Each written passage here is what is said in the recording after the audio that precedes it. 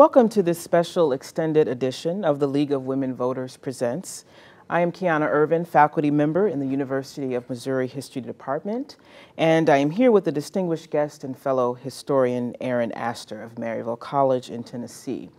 Our conversation today will focus on Aaron's book, Rebels on the Border, Civil War, Emancipation, and the Reconstruction of Kentucky and Missouri. About halfway through the hour, we will turn to our live audience for a Q&A with the author. So let's get started. The first question. Aaron, one of the central themes of your book is that there were several groups, essentially, groups of people who were rebelling against different circumstances and different events. And we know that Missouri contained kind of guerrilla rebels who were sympathetic to the Confederacy before, during, and after the war. But let's turn to the other two groups that you described, the conservative Unionists and the enslaved population. So for these two groups, what did it mean to be for the Unions in Missouri, say in 1860? And did it mean the same thing essentially in 1865 or even in 1875? Well, first of all, thank you very much for inviting me to come here to talk about the book. And the title of the book, Rebels on the Border, I think it rethinks what we mean by rebels. And of course, part of the notion of rebels is going to be Confederates who are rebelling against, literally rebelling against the Union. But what I also mean are, there is this sense in the late 1850s of this kind of centrifugal force of Northerners and Southerners who are almost taken for granted that the country is splitting apart, that anti-slavery forces and pro-slavery forces are simply not going to ever agree. Or before he was president, Abraham Lincoln had famously said that a house divided against itself cannot stand. We must be all slave or we must be all free. Well, here you had this middle belt of states, Missouri, Kentucky, including much of Virginia and Tennessee, Maryland and Delaware, and also much of the lower Midwest, who rejected that entirely, who said, no, we can absolutely maintain slavery and union together. We have done that for 75 years. There was a Constitutional Union Party candidate, John Bell, whose entire platform was the Union, the Constitution, and the enforcement of the laws.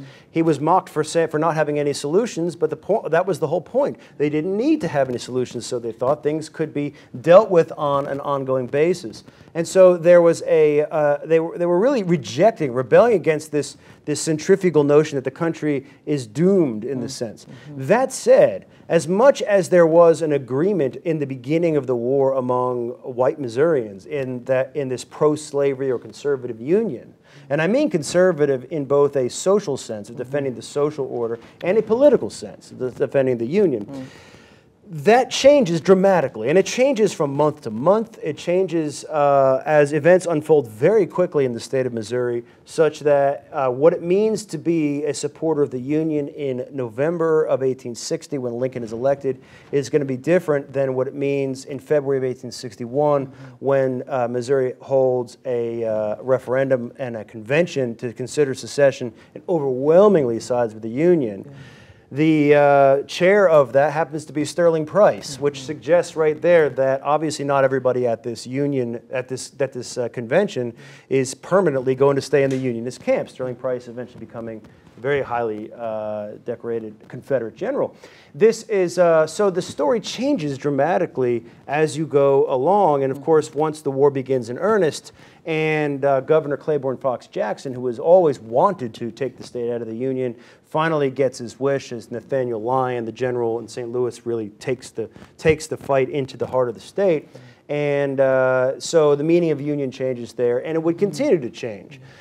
Now, it also means, interestingly enough, that when Jackson is forced out of the state and there is a provisional government that is established by that very convention, Hamilton Gamble, the provisional governor, is also a pro-slavery unionist. What's interesting then is that African Americans, they're going to support the Union, but not the same kind of Union. They are rebels too, but they're rebelling against the conservative part of the Union. They're envisioning a new birth of freedom. They're envisioning a new kind of Union that is going to be based on a very different set of ideals about citizenship, about the reach of the Constitution, one that is entirely different than what many of their own masters have been fighting for. By the end of the war, both the actions of these slaves as well as the increasingly brutal guerrilla war and counterinsurgency campaign, you have a situation where white radicals have recast the Union cause and the meaning of Union in their own terms. And so you have these constitutional provisions in 1865, this registration law that essentially forces out as best as possible any supporters of the Confederacy, but in a very strict way, such that only radical Republicans are given any chance for anything publicly or professionally in the state. But then that creates its own backlash, and by 1870, there are splits within that coalition. And so then by 1870, with the 15th Amendment and also the removal of those disfranchisement provisions, the right to vote is now available to all men at this point. And as you get into the 1870s, for many people, the state is moving on to other issues. There's an economic crisis from 1873, a general strike in St. Louis in 1877. There are huge numbers of people moving in, German immigrants, migrants coming from the Midwest that are settling. But in that central part of the state, the Little Dixie area of the state, there is certainly a memory of the war that is setting in, that whatever this union may have meant, what it became was not one that they were going to support. Talk a bit more about kind of enslaved women, enslaved men in Missouri as they're trying to defend, their freedom, both during and after the war. And how did the kind of context in which they waged those struggles kind of shape that movement, so to speak? How did their lives especially change? How did they change from this 1860 to 1870 period, roughly speaking? I think the first thing we have to keep in mind is what slavery in Missouri looked like. Diane Moody Burke, who's at the University of Missouri, Kansas City, wrote a wonderful book called On Slavery's Border, which goes into great detail about what was really a small slaveholding society concentrated in the central Missouri River area around here, and then also up and down the Mississippi River. This kind of slavery was defined by, like I said, smaller holdings. This is not the Cotton Belt. There's some way down in southeast Missouri. This is mostly hemp, tobacco, but also corn, wheat, livestock raising, a multiplicity of skill sets that are going to give slaves potentially some bargaining power. In fact, many are hired. There's a lot of mobility, not necessarily chosen mobility, but there's mobility around the region. Slaves are still coming in, being sold into the region from the east, but also some are being sold south to the expanding Cotton Belt and also southwest to Texas by 1860. What this means then is that for African Americans, their understanding of resistance may look a little bit different than someone who is on a plantation with over 100 slaves.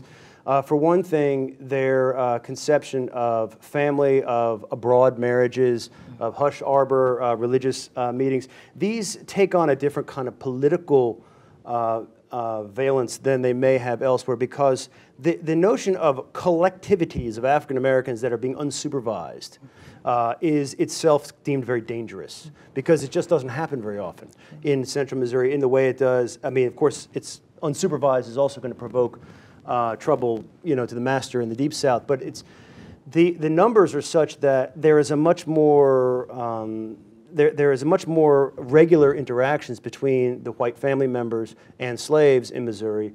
The household is, as Dr. Weitz has written several times, very intently, this becomes a central organizing mechanism. Everybody in the household, white men and women and children, and of course slaves, are forming this unit that is eventually deemed to be under threat by the war, and are all playing an important role as the war unfolds. Now, for African Americans, what this means is that as they try to reconstitute their families that have been broken apart or have been, are trying to form in the first place, that is a political act. And it is something that when the war breaks out, the patrol system, which has been there since the 1820s, the patrol system comes under stress. At first, the guerrillas are ramping up patrols, but then they're being targeted themselves by Unionist militiamen. And slaves are increasingly aware that the backstop of the slave system is weakened.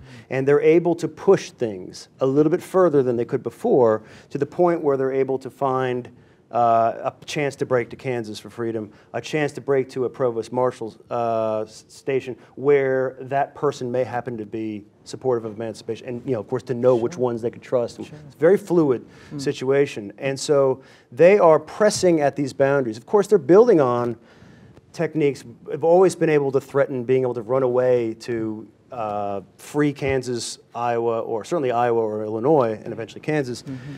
It's always part of this backstop of slavery here on this outpost. And now suddenly, with Jayhawkers coming in, it is now a real possibility and a real leverage that African Americans have they hadn't had before. Well, let's move then to kind of white Missourians, and you have this rather arresting kind of term of a white man's democracy. So, can you kind of describe the process by which that comes about, and how particularly it kind of confines blacks, particularly in this struggle that you just kind of named, for the struggle for citizenship?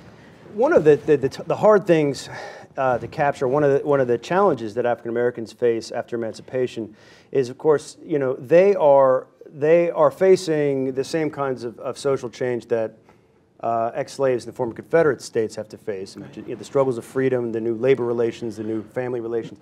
But there is no sense of the federal government, there's no bloody shirt in the politics of the North to say, well, we must teach these Confederates a lesson.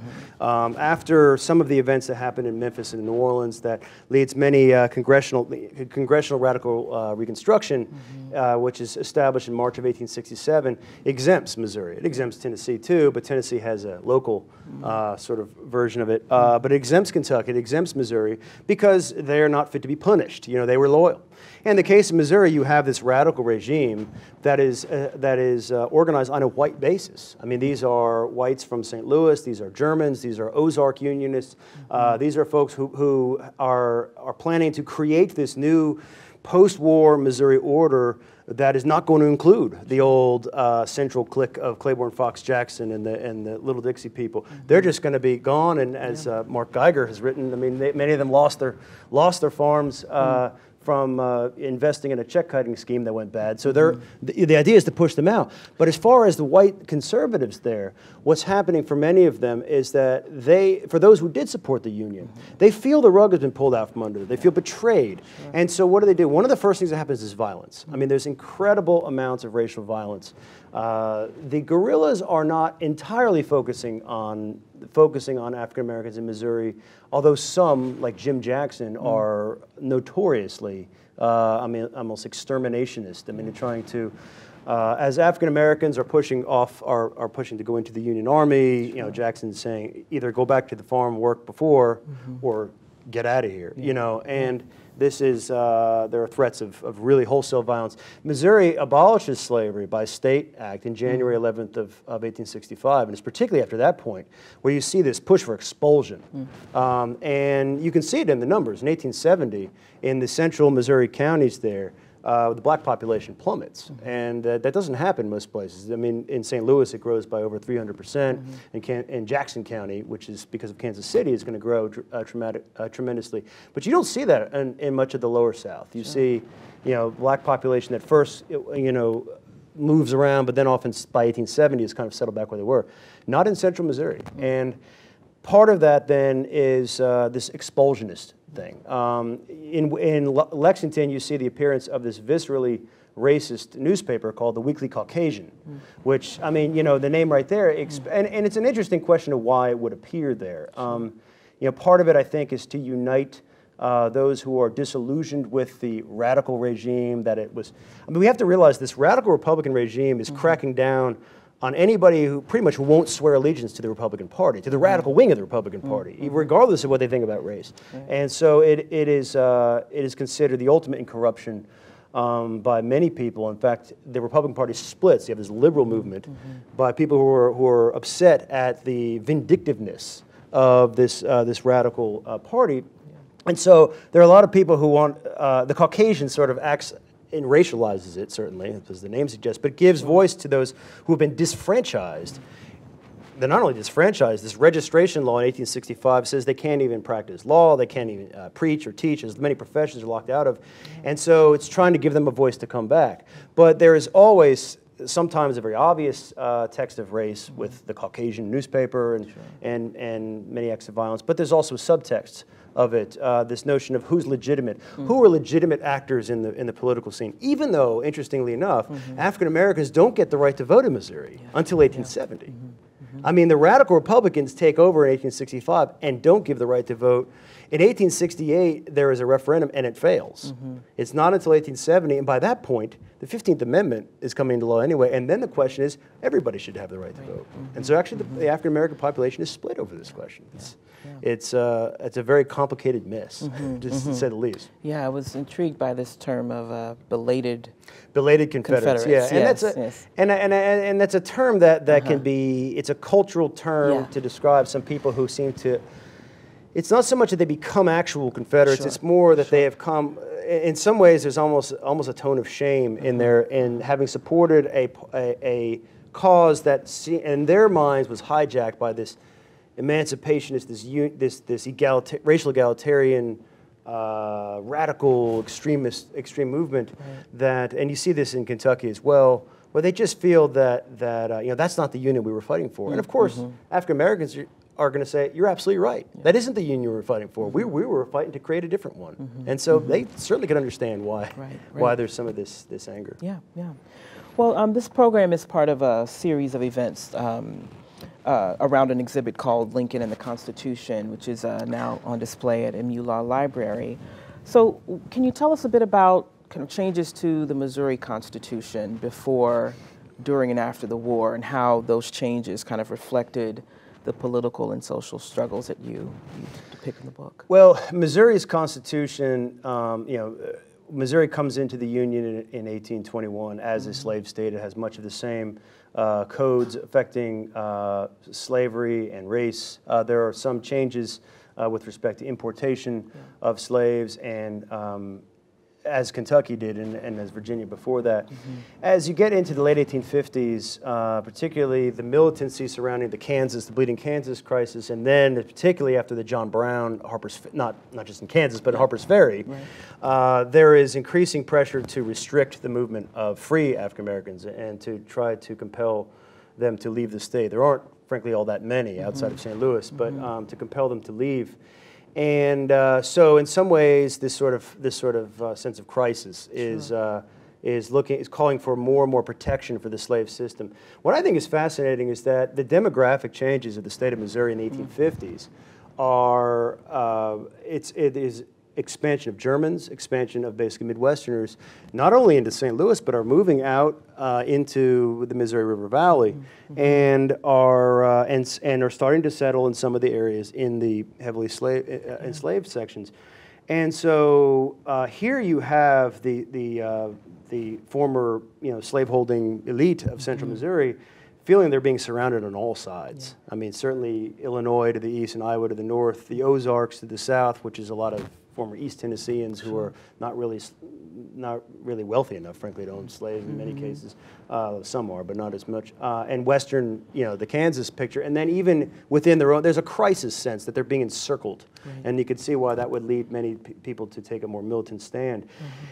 In terms of the Constitution, of course, this is one of the things that really fuels this guerrilla intensity, in addition to many other factors, but it's one of this sense of encirclement, that they're being surrounded on all sides by hostile forces. And as a result, at the end of the war, there was a great deal of pressure of revenge. I mean, of unionists, of the real hardcore, even, the conversation has shifted leftward in Missouri, unlike Kentucky, where it shifted the other direction, where people who were lukewarm about emancipation come to see it as the only way to break the old slave power. I mean, which was an old pre-war northern term, to break it, and so then you get to these constitutional reforms in 1865, which disfranchise, I mean, flat out disfranchise, and like I said, even more that require these very strict registrations of everybody register their loyalty, and they would establish these registrars in these counties across the state to determine whether or not someone was loyal or not. Sure. The intention was clearly to force these people simply to leave, and many did, but many did not. And by 1868, 69, there is a let's move on. You know, this isn't necessary anymore. So I think what's fascinating is the trajectory here, how similar the chronology is in Missouri, not to Kentucky, but actually to Tennessee. Very similar chronology here. We have a homegrown, unionist-based radical Republican regime, Parson Brownlow in the case of Tennessee, who takes over in '65, and then you have disillusionment within that radical Republican coalition. The difference, interestingly enough, is that Brownlow gives the right to vote to African Americans in 1867 in February, the first state in the South to do so, whereas Missouri does not at all until the 15th Amendment comes in. So it's always interesting to see how these chronologies play out from state to state. And it makes me think of a question I was encountering while reading your work and just thinking about kind of the role of border state history and kind of rethinking the historical narrative around Civil War, Reconstruction, and the like. I mean, I've witnessed kind of, and really a kind of growing popularity, we might say, of border state studies and in histories of like immigration, for instance, even incarceration, certainly civil rights histories of the 20th century, but you seem to kind of fit in with that trend with regard to the 19th century. So can you talk about the role of studying the border states in reshaping our historical narrative of the Civil War? And I would entirely agree with you that that's been one of the real exciting trends in recent study of the Civil War. There has been, I mean, many scholars, of course, Dr. Weitz has certainly written extensively about Missouri. There's been Christopher Phillips at University of Cincinnati has written extensively, and has recently wrote a book called "The Civil War on the Southern Border," I think it's called. There has been a lot of great work by scholars, or I mean, ongoing work. A lot of graduate students right now are doing incredible work on guerrilla violence, on racial violence, on competing shades of memory. Ann Marshall wrote a wonderful book about Kentucky and the creation of Confederate identity afterwards. Maryland, now we're starting to see some work on that. And I think, one of the pieces that needs to link with this is the Appalachian story, Western Virginia, West Virginia, because there are a lot of similarities there, a lot of what all this does, I think, is it complicates the there's sort of a teleology to how we think of the Civil War. We look at everything before the Civil War and say, well, how did all this lead to a war? Why did, everything that happens, every conflict, Missouri Compromise conflict, the Compromise of 1850 and all of that, and the Kansas-Nebraska Act, we have a habit of interpreting everything as leading inexorably towards this sectional divide and war, and that Northerners are becoming increasingly militantly anti-slavery, certainly not anti-racist, but anti-slavery, and the South is becoming increasingly pro-slavery. And there's certainly plenty of evidence for that, but it misses the middle.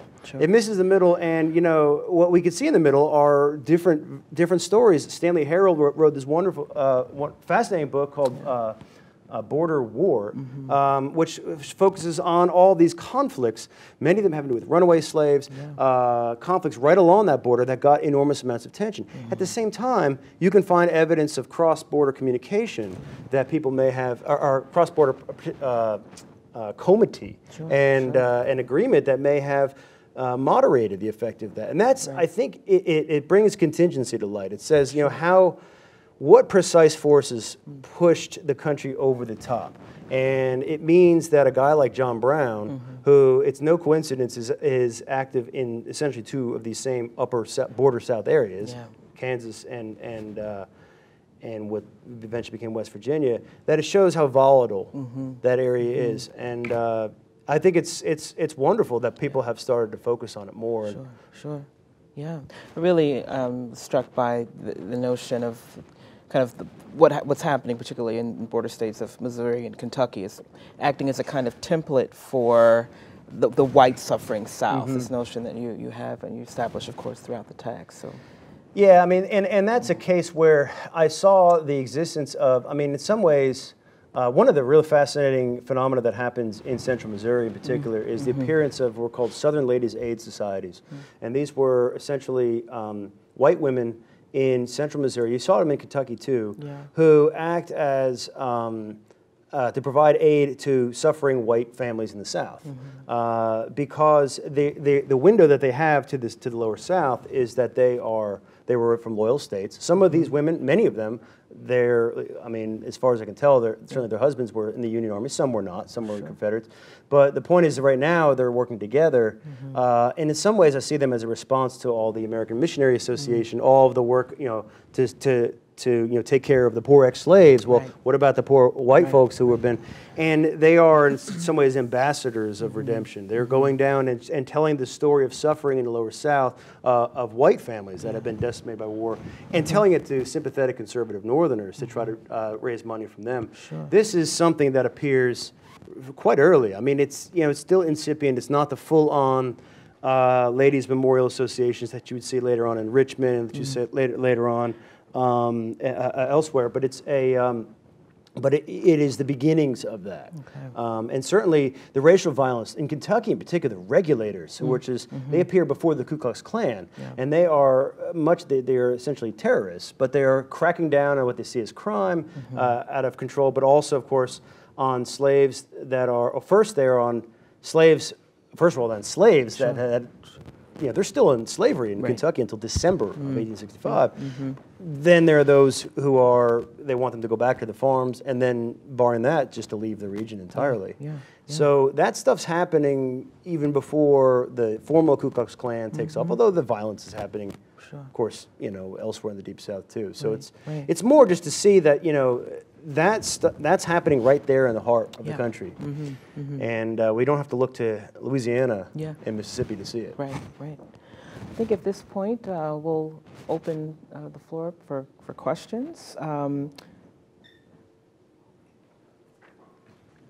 So we'll ask that you speak into the microphone, of course, state your question succinctly, and of course then sit down and Aaron will answer your question. So I think you'll be able to come right to the front here to ask your question.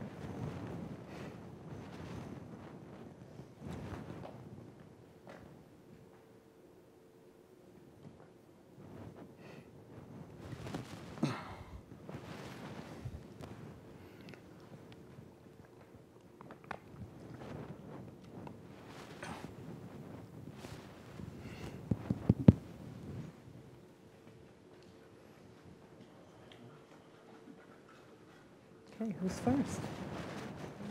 I won't bite, I promise.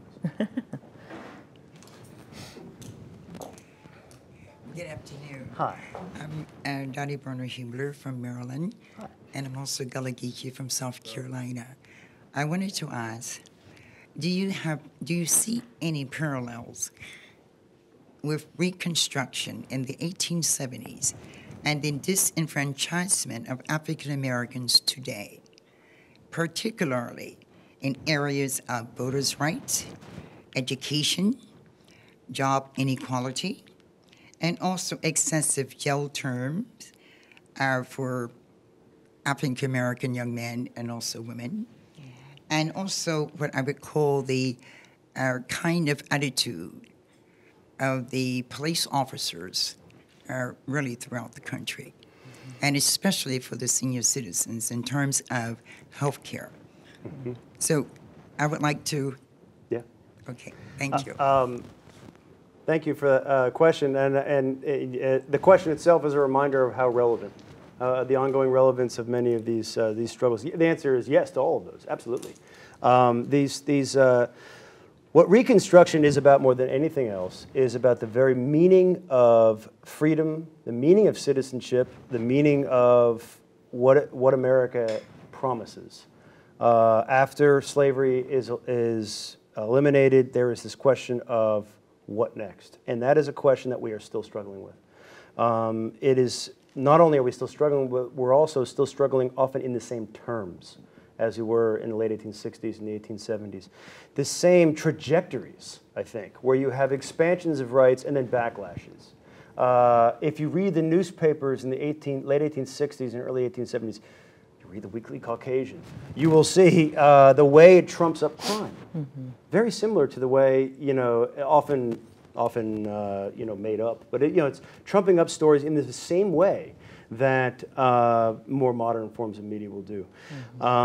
Talking about education, sometimes, I mean, Missouri, in the case, even during the radical Reconstruction period, the late 1860s, there was more of a kind of malign neglect than there was. And so you see that continuing too, where they take pride. The white radicals take pride in the fact that, oh, but they haven't, they give African Americans the right to testify in court for the first time. They get, so there's equality under the law, but nothing after that.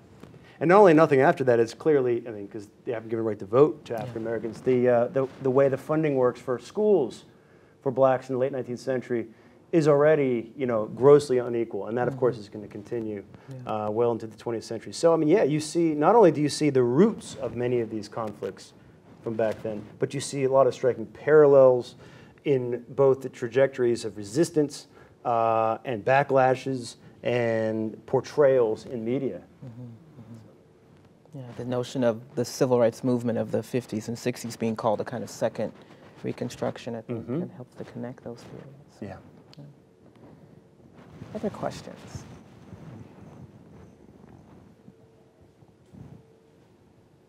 Hi,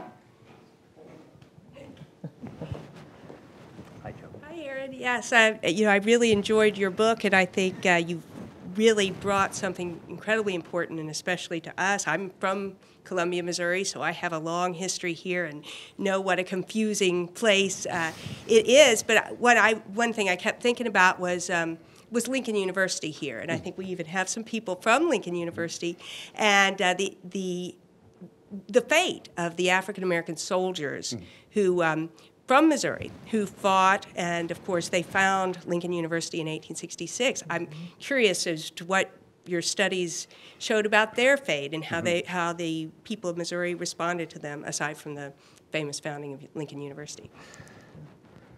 And feel free to jump in too on this, because I know you've done. I don't want to monopolize. I mean, from one of the things that I will add to this right away, and I actually love to hear what you say about this, is that there are very important divisions that are apparent right in the beginning between African Americans who were primarily in the Little Dixie, the central Missouri area, and those who were in St. Louis.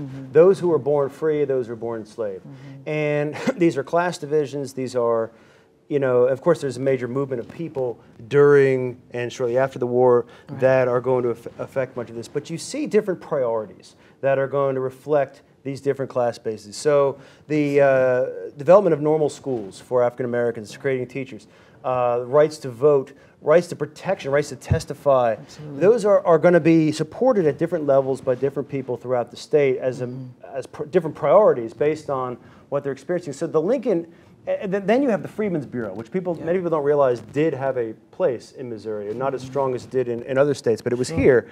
And there was this movement eventually to create these African American normal schools and universities as Lincoln Memorial, that's in Tennessee. Lincoln University in Jefferson City. Is part of that. In St. Louis, people like James Milton Turner, who Gary Kramer has written extensively about, is a very important figure, but he represents, I mean, he comes to Arrow Rock, he comes to central Missouri, but he's from St. Louis. You know, he's from that, there's a little bit of distrust. And you see the same kinds of dynamics inside Kentucky over where the priorities are. But I'm curious what you would have Well, to you add. know, I'm kind of more situated, of course, in the 20th century, but one thing that kind of strikes me is the extent to which kind of community organizers in the early to mid 20th century in St. Louis are connected to the central part of the state and are thinking about what's happening in Columbia, for instance. Like CORE is a good example of that, the Congress of Racial Equality, as well as kind of African American institutions that are not just simply kind of residing, of course, in or housed in St. Louis, but those that are that are within Central Missouri as well. So that kind of connection, I think, becomes, that regional connection becomes, obviously it's important in the period that you study, but it remains a kind of central mechanism, really, by which these networks are kind of constructed and maintained through well into, I'd say, the early to mid 20th century. And you know where I think is interesting, after this period, as you get into the late 19th, early 20th century, is the boot heel. Because what happens in terms of the racial demographics of the state is you have the draining of the boot heel in far southeast Missouri, and it becoming a center of cotton agriculture. People who are leaving the Black Patch Wars of West Kentucky, West Tennessee, are coming in, white and black, poor, and it creates a whole new set of dynamics, which is going to, I mean, the rural black population of Missouri is going to be found more down there as you get into the 20th century compared to, as I said before, the mid-19th century, after the Civil War, many leave central Missouri. But then, of course, you have the growth of Kansas City, which is, a city that was, not much of, it was just a railroad crossing, really, before, and then it becomes suddenly this very large city, and many African Americans, including those exodusters going to Kansas, and so are going to be associated with both St. Louis and Kansas City, Kansas.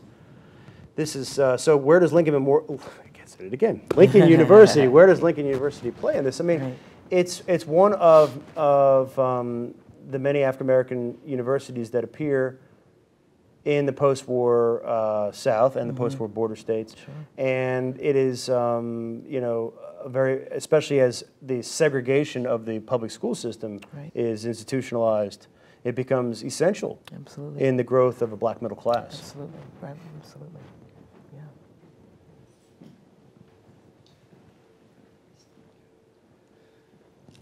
I hope my question is not too naive, since I don't have the background that many of the individuals have here. Although the other night I did have the privilege of going to dinner with a number of individuals involved around the exhibit.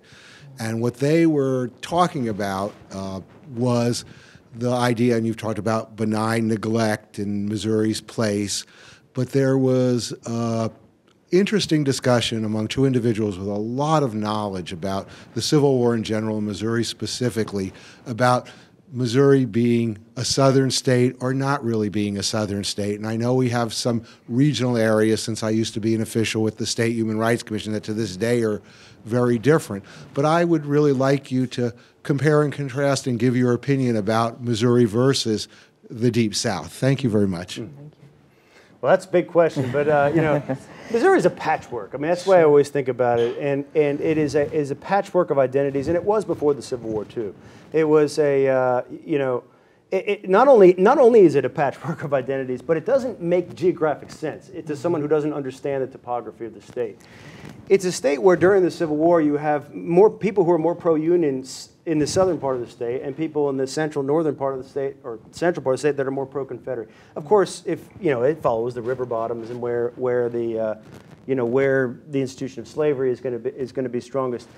But then you have the German population, which becomes extremely important in the breaking out of violence in St. Louis, the Camp Jackson affair, the beginning in 1861, and also forming in many ways a backbone of the Union support in the state. Many of these folks, in St. Louis in particular, are 1848ers, are basically revolutionaries in 1848 from Germany who are upset about how the Bismarck had sort of suppressed that plan for united Germany. Now, that's not the case among all German Americans. That's another understudied phenomenon in general, is German Americans. There's a wonderful book by Allison Efford about German American identity. She compares Missouri, Wisconsin, and Cincinnati in particular, and the various ways they construct ideas about race and ethnicity and citizenship. And they are very, very important in Missouri's story.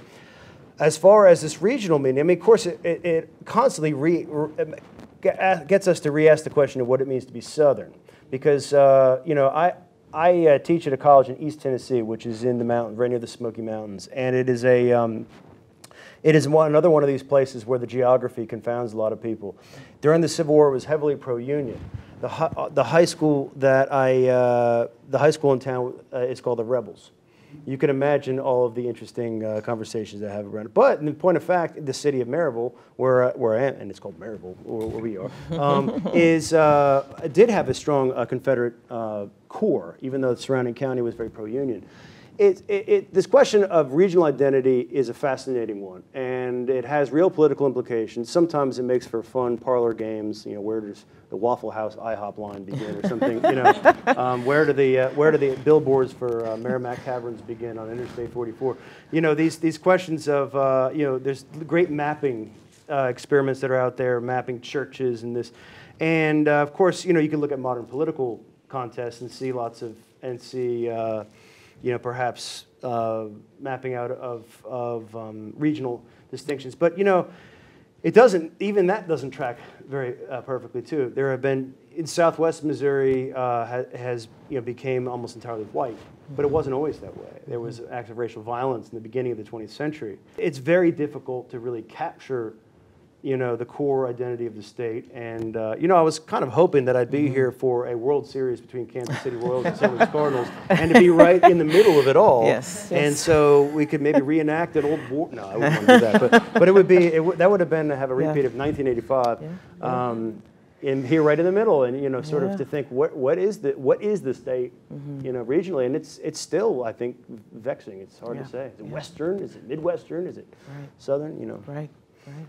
Yeah. Other questions?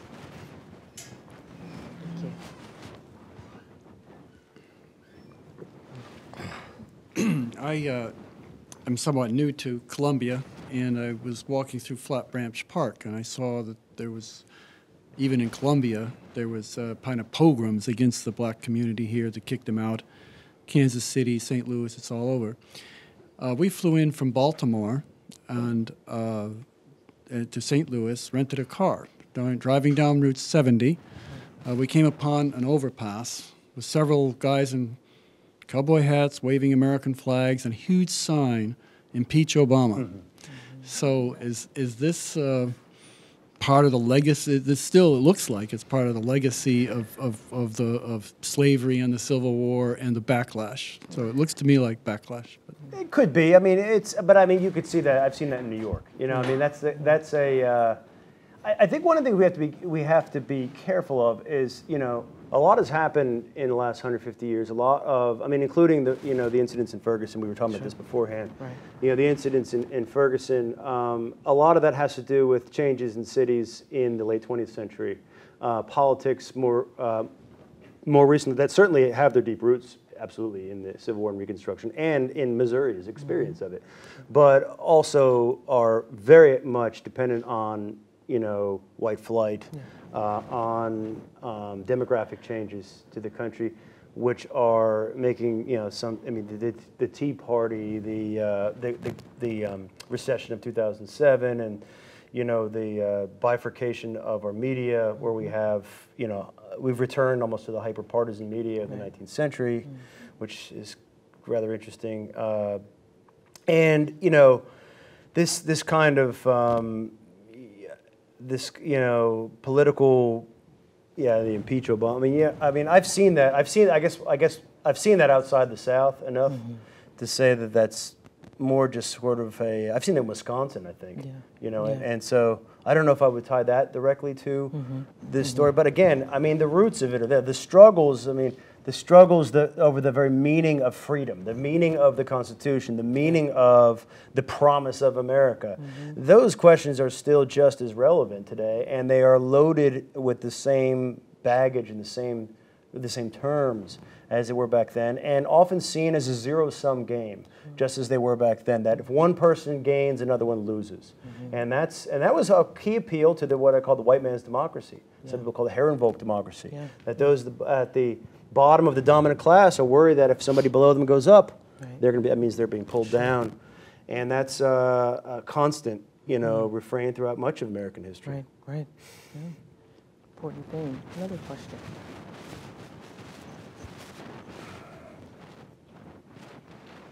In your book, you suggest that the transition from slavery to freedom in Missouri was easier in many ways than the Deep South. I thought perhaps you could talk a little bit more about that, and specifically in the Little Dixie region of Missouri. And also, as kind of a caveat or a second part of this question, I wondered if you saw the gender division of labor playing a role in this story, whether the experience of African American women and African American men were consonant, or whether they had differences. Excellent question. Both parts of them are excellent questions, and I think they are related. The reason why I said it was easier was referring mostly to the nature of labor, the nature of the economy. The agricultural economy of central Missouri was not as much of a monoculture as you saw in the Cotton Belt. Interestingly enough, the one definitively slave crop was hemp, and hemp essentially collapses as a crop. And so what happens is you have this transition to what we might think of as a more consummate Midwestern agricultural economy. So it's corn and wheat, right, and still livestock raising. And because the population, both slaves and both African Americans and whites, slave and free, are already familiar with this multiplicity of tasks, it becomes easier for them to adjust to it. There is not this incredible labor shortage. There is a labor shortage, at least initially, but it's not, in the Deep South, there's a sense that only one group of people can pick cotton. And it's, yeah, there's talk of let's have Germans and let's have Chinese move down here, but they never really follow through on that. That there's only one group of people who can do it, and it's African Americans. They're the only ones who can do it. And that's not, in some ways, of course, this feeds into the expulsion. So it's like, well, okay, then white families, especially new German immigrants or Midwesterners moving in, they have the skills set to do this. In terms of the gender balance, these are household duties that are going to be in flux constantly. And this is true, you see this in smaller farms. I've seen this closer to where I am now in Tennessee quite a bit too, where women play a much more active role in running the affairs of the house. The sort of image of this domestic, of this, the Southern Belle on a pedestal is well overwrought and is frankly, for most of these households, whether they own slaves or not, usually, because remember, most of them are owning no more than just a handful of slaves. They may help with some aspects of the drudgery. Most of the women are already playing a very, very important role in working the farm and getting the household to work as a, with transition to, that ratchets up dramatically in the Civil War. Again, as Dr. Weitz has written about in a fascinating article that appeared in the Civil War history, 40 bushels of wheat, and I can't remember the full name of the title, but it was about as a supply line, as an important supply line, and it's a critical thing to keep in mind that's drawing from pre-war, it's continuing through the war, it's expanding through the war, and it continues certainly after the war, until right up into the 20th century when the family farms start to disappear. So. Yeah. I think we have time for about one more question from someone.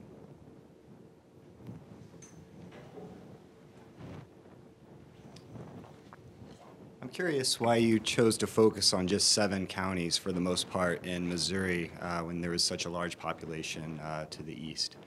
Yeah, and that's another good question. This is partly a matter of, I can tell you that when I began the project, I actually wanted to write about Delaware, the entirety of Delaware, Maryland, Missouri, and Kentucky, and possibly West Virginia too. One of the lessons of being a graduate student and being in the in fact, I wrote my master's thesis. It was called Black Reconstruction in Delaware. I guess I thought that was really nifty to, But anyway, it was what I learned is that the differences between all the 4 states were so distinctive. They're so hard to really capture common themes across all of them.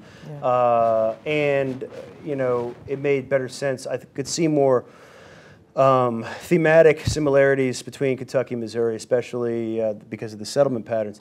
Why did I focus on the central Missouri area, not the entire state? And same thing with central Kentucky, also just those counties, not the rest of the state, was because I was primarily trying to look at a particular kind of social order that was strongest in that part of the state. I mean, there's always a balance you have to strike when you're doing a work of any kind of history, social history or any kind of history, is balancing between breadth and depth. And the smaller number of counties that you're looking at, the deeper you can go into everything from manuscript records to census records to deed books. I mean, you can get more deep. If you do the whole state, it was just not as possible. I should add that, as I was doing this research, and I was, this is the first time I've been to Columbia in about 10 years. Back then, the process of digitizing the Provost Marshal records was just beginning. And one of the great things, I've been looking at the work that the State Historical Society has been doing. I guess it is still the State Historical Society that's been doing it. It's amazing how much deeper you can get now, just simply because of it's digitized, the technology. Now, that said, that's not the only reason, though. There's also the fact that, Southern Missouri, the Ozarks, is a different story. I mean, it's just there's a different social makeup. St. Louis, there's a different story. I mean, they're connected, of course, but there's different social dynamics at play. Even Western Missouri, I could very well have included Clay County, certainly, which is definitely part of it, or certainly Jackson County. It was partly a matter of that there was a particular kind of social dynamic that was strongest there. There's also a matter of records being strongest there. But I definitely did make intentional methodological or intentional analytical decisions to focus on these central regions because of the kind of social order that they reflected, and also I should add that they were dominant in their state politics up to 1860. More than, as important as St. Louis was, the Democratic Party in the state was still dominated by the Central Clique, as it was called. Claiborne Fox Jackson, Sterling Price from Sheridan County, and many of the other governors, and of course, certainly during the Kansas troubles, many folks are coming from this central Missouri area. From even the 18 teens before statehood, this becomes the epicenter of state politics and the state economy. The same thing is true in the bluegrass region of Kentucky. Yes, Louisville has become a bigger city than Lexington, but the elite of that state, and which is traditionally vested in the Whig Party, although it has a lot of Democrats as well, is found in that central area. So it's not only is it an important economic component distinctively, but it's also politically dominant to the point where I can see how they balance ideologically the views about the economy and social order with the political meaning of union and secession. All right, well, I'd like to close by thanking Aaron for writing an important book, one that, of course, is contributing much to this important kind of re-understanding, we might say, of the Civil War and emancipation. And I'd also like to mention the sponsors of this event, the League of Women Voters of Columbia, Boone County, the American Library Association, the MU Libraries, the MU History Department, and the Missouri Humanities Council. For a complete list of all free public events, contributors, and sponsors in this month-long Civil War event series, please take a look at the website, libraries.missouri.edu/about/events/Lincoln. So thank you for tuning in to the special historical edition of The League Presents.